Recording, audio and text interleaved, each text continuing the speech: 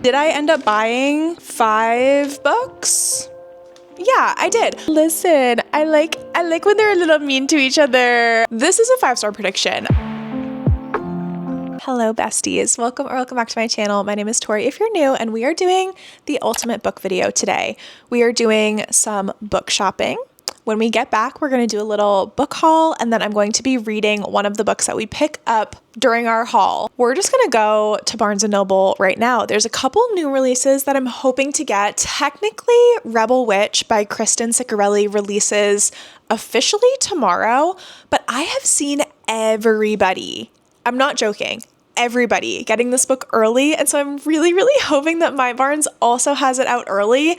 If not, we might just do 2 trips and go back tomorrow to officially get Rebel Witch, because that book is on my romantasy-a-thon TBR. So obviously we have to read that one. That's one that I'm hoping to read in this vlog, but there is another new release that I'm also really excited for. So we're just gonna go browse some books, have a fun time.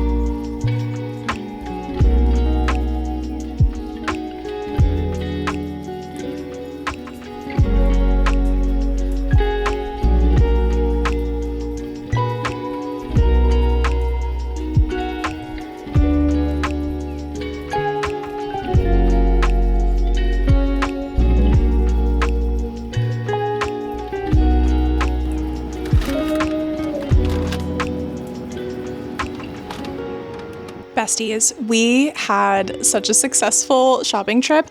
Listen, I needed to leave after like 25 minutes of being in there. Number one, there was a lot of people in there, but we found everything and more that we went in there for. Did I end up buying 5 books? Yeah, I did. But also, if you look at our TBR cart over here, she's desperate for a restock, okay? We were successful in the new releases that we wanted to get. We did pick up Rebel Witch by Kristen Ciccarelli. I was shocked. There was no like table display or anything for these. It was literally tucked away on this little shelf. I showed you guys where she was hiding. I was so surprised. I was like, why are you tucking away this absolutely amazing book? Where are all the other copies? I don't know what happened where they like put these books out so early, because the release day is supposed to be tomorrow, February 18th. And here she is, and I will not complain. I am so happy, but that was surprising to like have to look for her a little bit. I think that this is the book we're gonna read in this vlog, and I'm so freaking excited for it. I have to show you guys this naked book. She's so pretty. The only issue that I have is for Romantasy-a-thon, I'm going to be reading a book with a red cover to decide what I'm wearing. I'm going to wear a red dress.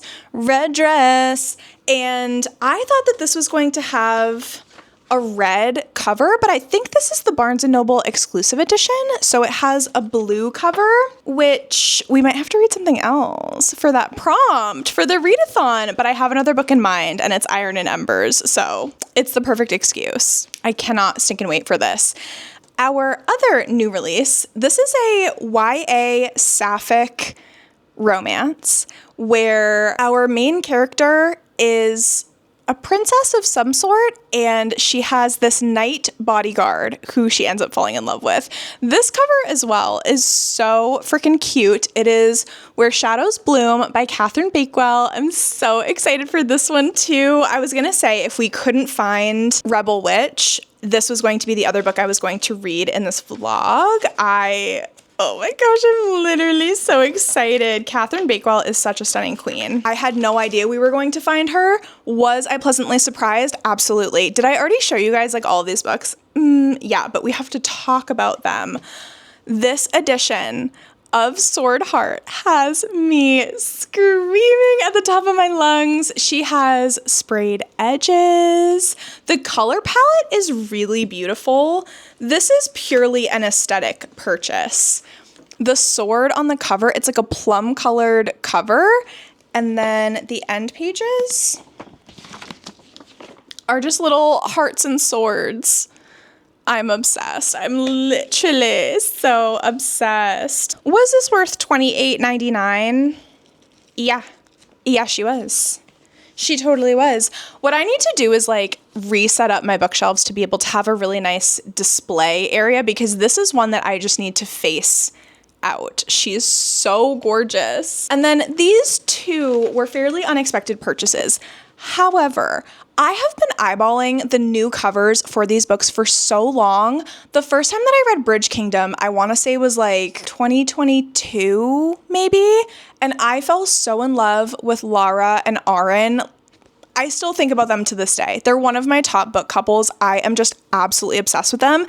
And I never continued on in that series because I knew that books 1 and 2 are about Lara and Aaron. Books 3 and 4 follow like a different couple. And I wasn't sure if I wanted to follow that different couple. But after hearing everybody just love the entire series so much, so I did get The Inadequate Heir by Danielle L. Jensen because this cover was screaming and shouting and letting it all outing at me. I couldn't stop myself. And then also The Endless War. So I got books 3 and 4. When am I going to read them? I don't know, but I'm in love. I'm absolutely in love with these. So we're going to restock our little TBR cart, and then I will catch up with y'all when we start to read Rebel Witch. There will be no spoilers for this either. I know it's the second and finale book in this Crimson Moth duology. I'm also actually really stressed. It all just hit me all at once. Okay, let's do this.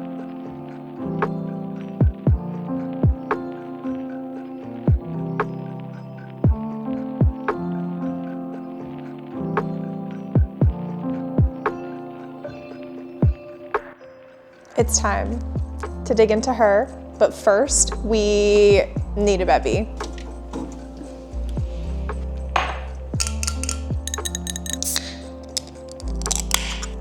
Okay, if you've never heard of the series before, super quickly, Heartless Hunter is the first book. We follow our main character, Rune. One night, blood runs in the streets. Witches have been diminished from powerful rulers to outcasts that are ruthlessly hunted due to their waning magic, and Rune must hide what she is. She decides to hide in plain sight. Spending her days pretending to be nothing more than a vapid young socialite, she spends her nights as the Crimson Moth. She basically moonlights as this vigilante that is saving witches from getting hunted down and executed. When a rescue goes wrong, she decides to throw the witch hunters off her scent and gain intel that she desperately needs by courting the handsome Gideon Sharp. He is a notorious, unforgiving witch hunter loyal to the revolution, and too late, Rune realizes she might be falling for him. So it is a witch hunter romance.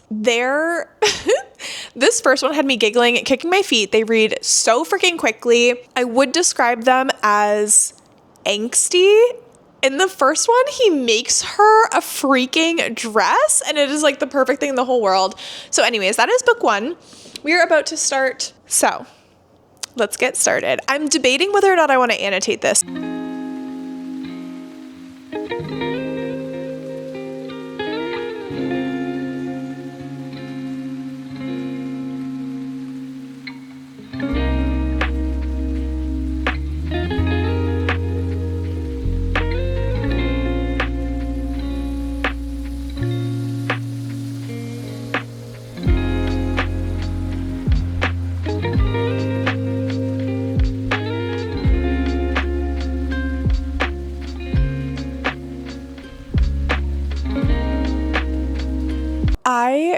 forgot how good The Enemies to Lovers in the first one was. I didn't forget because I gave the first book 5 stars and was like literally in love with it. Sorry, the sun is right in my face. I feel like a cat laying on the couch, sunbathing, reading my book. I'm living my best life. We're getting a recap. I'm only on page 21. We're getting a nice little recap in these first 2 or 3 chapters. The chapters are really short as well, which is so nice for books that you're trying to squeeze into a readathon because it just feels like they read that much faster.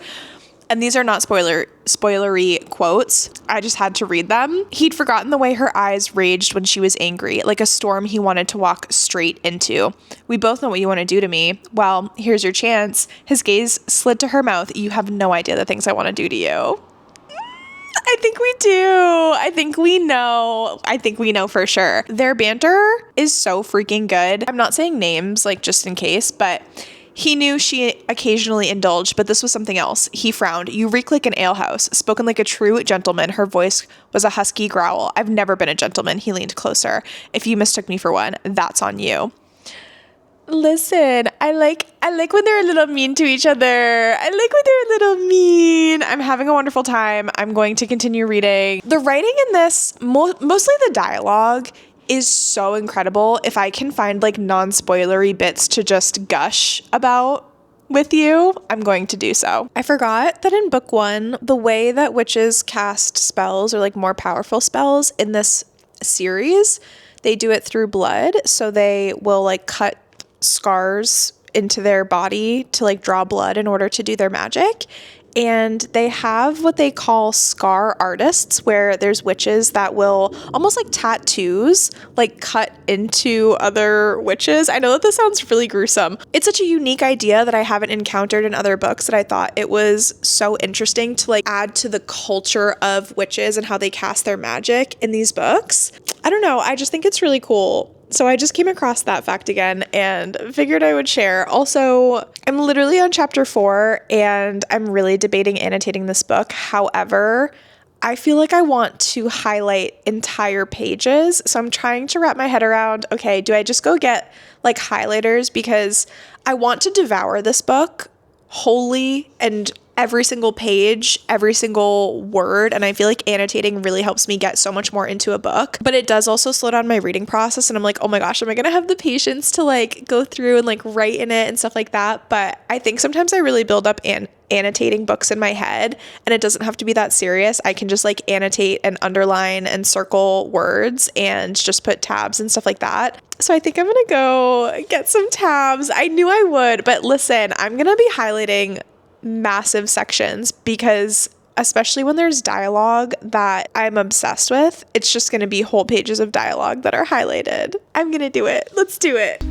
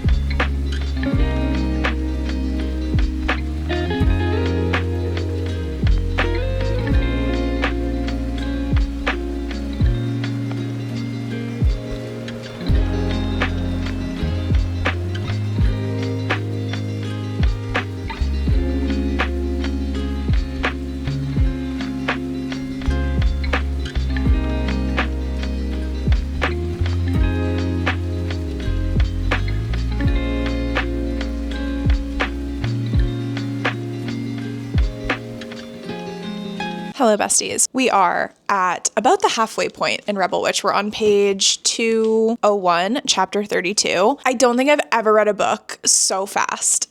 Every chapter has me enthralled. Actually, I take that back. Heartless Hunter was the same way, except with this book, I would say if you enjoyed Reckless by Lauren Roberts, which I know is the second book in a series, but if you've read that book, just know that this book feels very similarly with the relationship, and I think that's why I'm like screaming, because Reckless was a 5-star for me.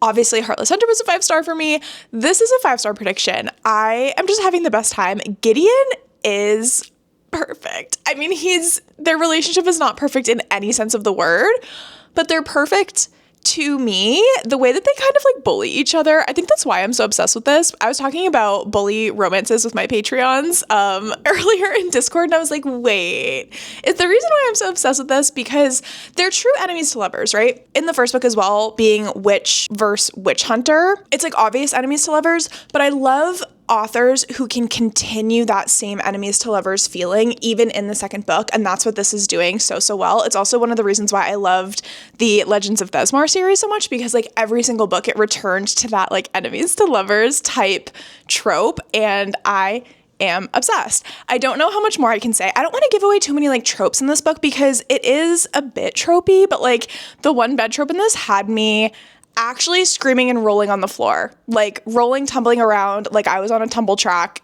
in gymnastics. I can't. I am tabbing this book. I have quite a few in there so far. I'm so excited to continue reading this. I think we're going to try to read outside a little bit today. I might try to go to the park because it's a really beautiful day, but I'm about to hop onto Twitch. I'm streaming with Cass from Covers with Cassidy today, and we're going ghost hunting, and I'm very excited. That is the only other thing I have to do today besides read.